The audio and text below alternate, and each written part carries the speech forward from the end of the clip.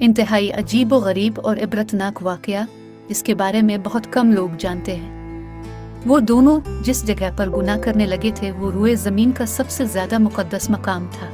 जैसे ही उन्होंने गुनाह किया, इसी वक्त उनके जिस्म पत्थर होने लगे, उनकी रूहें कब्ज़ कर ली गईं और गोश्त पोस्त के जिस्म पत्थर के बनते चले गए। उस वक्त उनके करीब करीब कोई भी नहीं था, इसलिए जो कुछ उन पर गुजरी इसके बारे में खुद उन्हीं के सिवा किसी को पता नहीं चला था।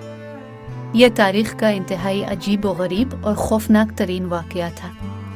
दो जिंदा इंसान, जिनमें से एक मर्द था और दूसरी औरत थी, अज़ाब इलाही के तहत पत्थर के बन गए थे। कुछ देर गुजरी तो उधर से किसी का गुजर हुआ, इसने इनको देखा और पहचान लिया। ये भी मालूम हो गया कि उन्होंने इस मुक़द्दस व मुतबर्रिक तरीन मकाम पर कैसा घिनौना काम किया था, जिसकी फौरी तौर पर पकड़ हो गई थी। लोगों का मारे गुस्से और दुख के इंतहाई बुरा हाल हो गया।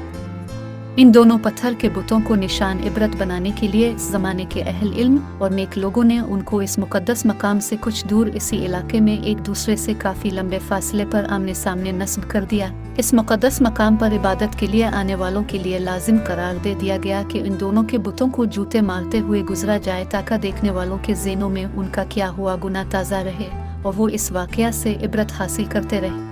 अब जो भी इस मुक़द्दस मकाम पर आता वो उनको जूते मारते हुए गुजरने लगा। वक्त गुजरता रहा, 100-150 साल तक यही सिलसिला चलता रहा।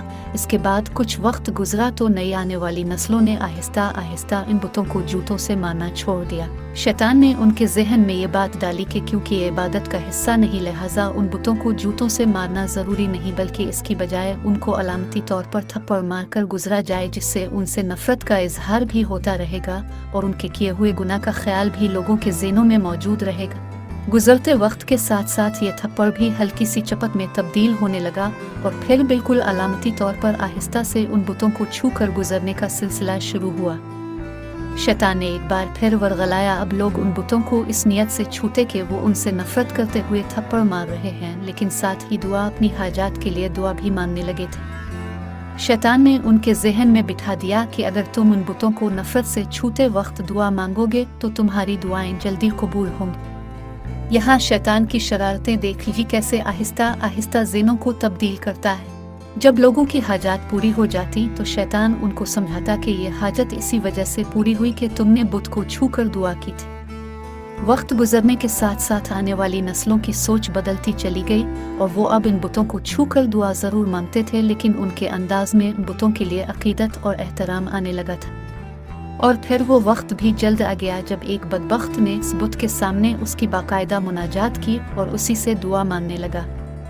जूते मारने से शुरू होने वाली दास्तान थप्पड़ मारने, अलामती तौर पर छूने, अकीदत से छूने से होती हुई बाकायदा इबादत तक चली गई। अब इन दोनों बुतों की बाकायदा पूजा की जाने लगी थी, उनसे मिन्नतें और मुरादें मांगी जाने लगी। बदी और बदी के इबरतनाक अंजाम की अलामत अब दोनों बुत खुदा बना लिए गए थे। एक वक्त आया कि उन बुतों को सजदे किए जाने लगे, उनके सामने कुर्बानी की जाने लगी और उनका शुमार बड़े बुतों में किया जाने लगा। फिर ये अंधेरी रात और ज्यादा गहरी होती चली गई, यहाँ तक कि एक दिन रुश्द व हिदायत का एक सूरज तुलू हुआ, जिससे वो पूरा खित्ता और चारदान आलम जगमगा उठे। दुनिया से जहालत छटने लगी। एक अजीम हस्ती ने सारी दुनिया में एक ऐसा अजीम इनकलाब बर्पा कर दिया था जिसने रोज क़यामत तक जारी और सारी रहना था। एक दिन अरब का वो बादशाह जो गरीबों का वाली और बेकसों का सहारा था, फातेह बनकर इस मुकद्दस ज़मीन में आन पहुंचा। उनकी एक निगाह से बुत और बुत परस्त टूट कर बिखरने लगे। लोग तौबा ताइब है कर बुतों से दूर होने लगे। सबको अपने सच्चे खालिक व मालिक की पहचान होने लगी। हजारों साल से ये प्यासी ज़मीन, ये कुरा अर्ज़ हिदायत से सैराब होने लगी। ज़मीन व आसमान की मखलूक़ात ने हैरत से इस अजीम अलशान इनकलाब का मंजर पहली बार देखा था। एक दिन अब सल्लल्लाहु अलैहि वसल्लम अपने सबसे प्यारे साथी अली रज़ी अल्लाह ताला अन्हु के साथ खाना खुदा में दाखिल हुए। सब लात मन्नत के बुत तोड़े जाने लगे। बुतों के टुकड़े ओढ़ रहे थे और उनको पूजने वाले जो अपने सच्चे रब को पहचान चुके थे देखकर अपनी साबिका गुमराही पर पछता रहे थे। अब सल्लल्लाहु अलैहि वसल्लम बुतों को रेजा रेजा कर रहे थे और साथ साथ ये आयत भी दोहराते जा रहे थे कि हक आया और बातिल मिट गया, बेशक बातिल मिटने के लिए ही होता है। इसके बाद अब सल्लल्लाहु अलैहि वसल्लम इन दोनों इंसानी बुतों की जानिब मुतवज्जे हुए, जिन्हें कई सौ साल पहले एक गुनाह की पकड़ में पत्थर का बनाकर नमूना इबरत बना दिया गया था। मर्द का बुत सफ़ा के मकाम पर नस्ब था और औरत का बुत मरवा के मकाम पर। अब सल्लल्लाहु अलैहि वसल्लम ने उनको भी टुकड़े टुकड़े करके उठाकर खाना खुदा की हुदूद से बाहर फेंक दिया। ये औरत मर्द कौन थे? इसके लिए हमें तारीख के औराक को पीछे उलटना पड़ेगा। इसके लिए हमें इस ज़माने में जाना होगा जब हज़रत इस्माइल अलैहिस्सलाम और उनकी वालिदा हज़रत बीबी हाजरा अलैहिस्सलाम ज़मज़म के चश्मे के करीब ज़िंदगी के दिन बसर कर रही थे। इस दौर में अरब की ज़मीन पर पीने वाले पानी का मिलना एक इंतहाई नामुमकिन सी बात थी। सहरा और खुश्क पहाड़ियों की इस ज़मीन पर पानी की एक बूंद का मिलना मुहाल था। अरब के कबाइल मीठे पानी के चश्मों और कुओं की तलाश में सहराओं और वादियों में मारे मारे फिरते थे। ये मुजिज़ाना चश्मा जो नन्हे इस्माइल अलैहिस्सलाम के एड़ियाँ रगड़ने से मजिज़ाती तौर पर अल्लाह की तरफ से पैदा किया गया था, इस बेआब हो गया इलाके में दुनिया की सबसे बड़ी नेमत से कम नहीं था।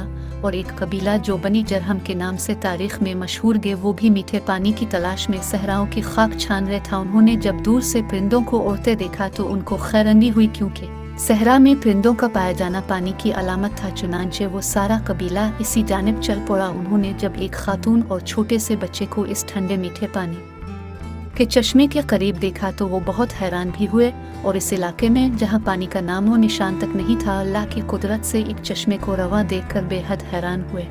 उन्होंने हज़रत बीबी हाजरा अलैहिस्सलाम से इस चश्मे के करीब रहाइश इख्तियार करने की इजाज़त मांगी। हज़रत हाजरा अलैहिस्सलाम ने उनको इजाज़त दे दी और साथ में ये भी कहा कि इस चश्मे का पानी ज़रूर इस्तेमाल करो, लेकिन यह अल्लाह की अमानत है, इस पर किसी का भी कोई मालिकाना हक नहीं होगा। कबीले वालों ने इस शर्त को कबूल कर लिया और यहाँ पर ही आबाद हो गए। जब वक्त गुजरने लगा, जब हज़रत इस्माइल अलैहिस्सलाम तो बीबी हाजरा अलैहिस्सलाम ने नौजवान इस्माइल की शादी इसी कबीला जरहम की एक लड़की से कर दी, और यूं रफ्ता रफ्ता हज़रत इस्माइल अलैहिस्सलाम की औलाद खूब फली फूली और यूं मक्का, जिसका असल नाम बके था, एक आबादी की शक्ल इख्तियार कर गया। कबीला जरहम वाले काफ़ी अरसा तक तो सीधे रास्ते पर रही, लेकिन फिर ये सिता इनमें खराबी पैदा होनी शुरू हो गई। अब उन्होंने कबा शरीफ का इंतज़ाम संभाल लिया और हज के लिए आने वाले लोगों से मिलने वाला हदिया खुद समेटने लग गए, और यूं रफ्ता रफ्ता उनके अंदर जराइम पैदा होने शुरू हो गए। तब अल्लाह ताला ने उनको सज़ा देने के लिए उनसे ज़मज़म छीन लिया और ज़मज़म का पानी खुश्क हो गया। वक्त गुजरने के साथ साथ ज़मज़म के निशान तक मिट गए। अब किसी को मालूम भी नहीं था कि यहाँ ज़मज़मा नाम का कोई चश्मा एवा करता था। इसी कबीले का एक शख्स जिसका नाम मुजाज बिन उमरो था, बहुत ही नेक और पारसा शख्स था। उसने कौम को बहुत समझाया, उनको बहुत से खुतबे दिए, अल्लाह के इज़्ज़त से डराया, लेकिन उन पर कोई असर ना आया। जब यह कबीला अपने बुरे कामों से बाज ना आया तो एक रात मुजाज ने सोचा कि ये लोग जिस तरह कबा शरीफ की हदियों की सूरत में आमदन खाने लग गए हैं, किसी दिन ये हज करने के लिए आने वालों की तरफ से चढ़ाए गए कीमती हदिये, जिनमें सोने चांदी की कुछ अशिया शामिल थी, वो भी चरा ले गए। उन्होंने रात को अपने बेटे को साथ लिया और कबा के अंदर मौजूद सोने के कीमती एदी उठाए, और जिस जगह ज़मज़म का चश्मा एवा करता था, इसी जगह खुदाई कर कि ये सब कीमती हदिये वहाँ छुपा दिए। अब जैसा कि अल्लाह ताली किसी कौम के बिगड़ने पर इस कौम को किसी दूसरी कौम के एतवाहे अजाब देता है, इस कौम को भी अजाब देने का फैसला कर लिया गया और एक और कबीले बनी खज़ा अलैहिस्सलाम को उन पर मुसल्लत कर दिया। बनी खज़ा अलैहिस्सलाम वालों ने बनी जरहम को मार मार कर मक्का से निकाल दिया। उनके कबीले के कसीर तादाद में अफराद को कत्ल भी कर डाला और यूं लुटे पट्टे बनी जरहम यमन में जाकर आबाद हो गए।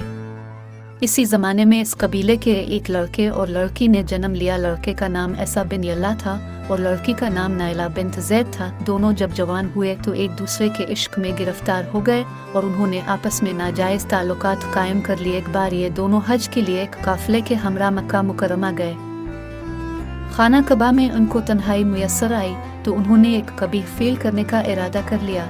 चुनांचे जैसे ही गुनाह के मुर्तकिब हुए तो उन्हें अजाब इलाही ने आन घेरा। यूं वो पत्थर के बुत बना दिए गए। उसके आगे के हालात अपने कहानी की इब्तिदा में समाअत किए हैं। जब उनके बुत नबी करीम सल्लल्लाहु अलैहि वसल्लम ने खाना कबा की हुदूद से बाहर फेंकवा दिए तो इस वक्त मुसलमानों के जहन में सफ़ा व मरवा के दौरान सही के बारे में शक व शुबा पैदा हो गया। वो सोचने लगे कि क्योंकि सफ़ा और मरवा पर दोनों के बुत पहले नस्ब थे जिनका तवाफ़ जाहिलियत के ज़माने में किया जाता था, लिहाजा अब उनका सफ़ा और मरवा का तवाफ़ कहीं बुतों की याद में तवाफ़ ना साबित हो, जिसकी वजह से उन पर भी अल्लाह का अज़ाब नाजिल ना हो जाए। इस पर सूरा बकरा की आयत नंबर 158 नाजिल हुई, जिसमें अल्लाह ताला ने इरशाद फरमाया, बेशक सफ़ा और मरवा अल्लाह की निशानियों में से है, सो जो शख्स हज करे बैत अलीले का उम्रा करे तो नहीं है कुछ गुनाह इस पर जो सही करे इन दोनों के दरमियान, और जो शख्स खुश दिली से करता है कोई नेक काम तो बेशक अल्लाह है कदरदान, सब कुछ जानने वाला है।